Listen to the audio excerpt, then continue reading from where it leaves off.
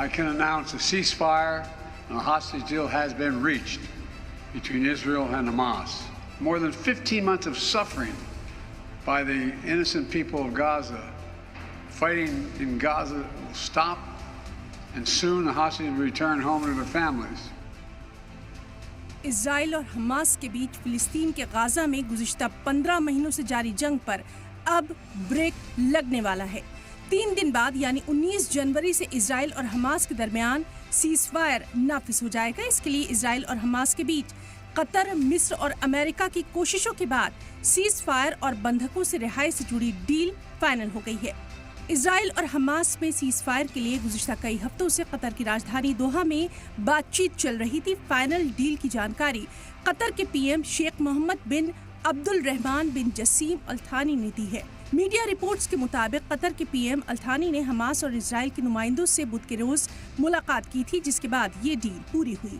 Deal को लेकर अमेरिकी प्रेसिडेंट जो बाइडेन और नौ मुंतखब प्रेसिडेंट डोनाल्ड ट्रंप में क्रेडिट लेने की गोया होड़ भी शुरू हो गई है। सीज़फायर डील के पहले मरहले में हमास इजराइल के 33 बंधकों को रिहा कर सकता है, जिनमें 5 खवातीन भी शामिल हैं। उधर इजराइल इसके बदले में 250 फिलिस्तीनी कैदियों को छोड़ेगा। इसके 15 दिन बाद हमास बाकी बंधकों को रिहा कर देगा। इस बीच दोनों फरीक मुस्तकिल सीज़फायर पर बात करेंगे। मीडिया रिपोर्ट्स के मुताबिक सीज़फायर डील के तहत नॉर्थ गाजा से बेघर हुए फिलिस्तीनी शहरियों को इजराइल वापस लौटने देगा। हालांकि इस इलाके में सिक्योरिटी के लिहाज से इजरायली आर्मी की मौजूदगी बनी रह सकती है। गाजा और इजराइल के बीच बफर जोन बनाया जाएगा। बफर जोन को लेकर इजराइल और हमास दोनों की अलग अलग मांगे थी। इजराइल ने बॉर्डर से 2 किलोमीटर के बफर जोन की मांग की थी, जबकि हमास अक्टूबर 2023 से पहले की तरह 300 से 500 मीटर का बफर जोन चाहता है।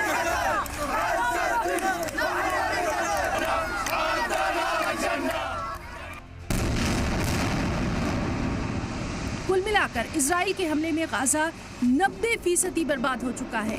इजरायली हमले में 46,000 से ज्यादा लोगों की मौत हो चुकी है, जो कि गाजा की आबादी का करीब 2% है। गाजा का पूरा हेल्थ सिस्टम तबाह बर्बाद हो चुका है। करीब 50,000 से ज्यादा बच्चे शदीद ग़िज़ाई क़िल्लत का शिकार हो चुके हैं। इस जंग में गाजा की तकरीबन सभी इमारतें तबाह बर्बाद हो गई हैं, रहने लायक तक नहीं। इन हालात में भी सीज़फायर डील का ऐलान होते ही गाजा में जश्न का माहौल देखा जा रहा है। महीनों बाद अवाम ने राहत की सांस ली है। सलाम टीवी के लिए दिल्ली से नदीम अहमद की रिपोर्ट।